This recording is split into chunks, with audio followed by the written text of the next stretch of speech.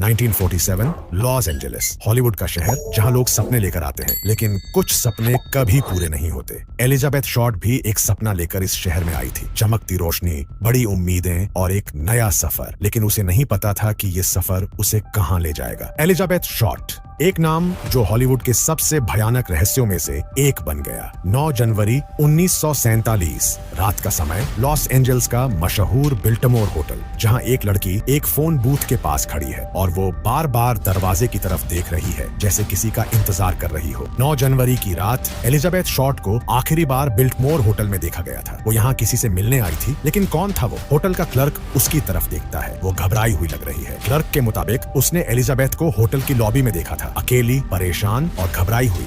और फिर वो गायब हो गई। 15 जनवरी, बेटी की नजर अचानक घास के मैदान में कुछ अजीब चीज पर पड़ती है। वो ठिठक जाती है। धीरे धीरे उसकी आंखें चौड़ी हो जाती हैं, उसकी सांस तेज हो जाती है। बेटी को दूर से एक अजीब चीज दिखी, एक शरीर, एक औरत की लाश घास में पड़ी हुई, बीच से 2 हिस्सों में कटी। लेकिन अजीब बात यह थी कि चारों तरफ एक बूंद खून तक नहीं था और उसका चेहरा जैसे किसी ने जबरन मुस्कुराने पर मजबूर कर दिया हो, एक डरावनी, सिहरन भर देने वाली मुस्कान। एलिजाबेथ शॉर्ट 6 दिन पहले वो इस भीड़ भरे शहर से अचानक गायब हो गई थी। किसी को नहीं पता था कि वो कहां गई, किसके साथ थी। लेकिन अब जब वो मिली तो ऐसी हालत में कि देखने वालों की रूह कांप गई। मौत ने उसे सिर्फ छीना नहीं, बल्कि एक खौफनाक कहानी में बदल दिया। ये कोई आम कत्ल नहीं था। लाश के 2 टुकड़े किए गए, लेकिन खून की एक भी बूंद नहीं। कातिल ने हर निशान मिटाया, शव को धोया और फिर ऐसे सजाकर छोड़ा जैसे कोई डरावनी कला का टुकड़ा हो। आज 24 जनवरी 1947 एक अखबार के दफ्तर में एक पैकेट आता है। हत्या के 9 दिन बाद लॉस एंजलिस एग्जामिनर को एक अजीब पैकेट मिला। पुलिस अफसर पैकेट खोलते हैं। अंदर से एलिजाबेथ के निजी सामान और एक चिट्ठी मिलती है। चिट्ठी में लिखा था, here are Dahlia's belongings, more to come।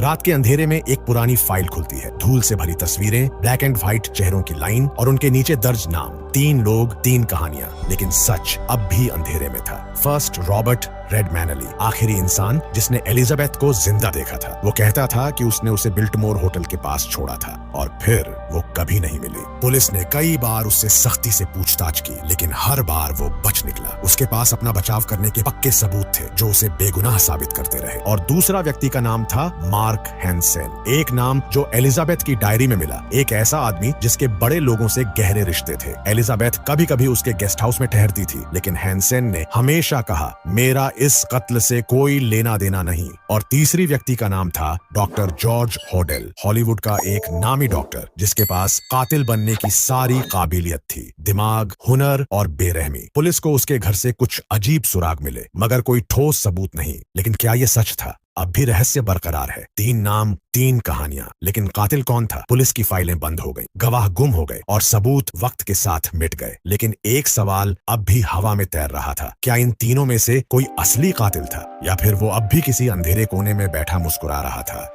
वो एक लड़की थी जो सपनों के शहर में अपनी पहचान बनाने आई थी, लेकिन किस्मत ने उसे एक ऐसी पहचान दे दी जो मौत के बाद भी जिंदा रही। वक्त बदला, लोग बदले, मगर उसका नाम अब भी फिजाओं में गूंजता है। ब्लैक डालिया, एक राज जो कभी दफन नहीं हुआ।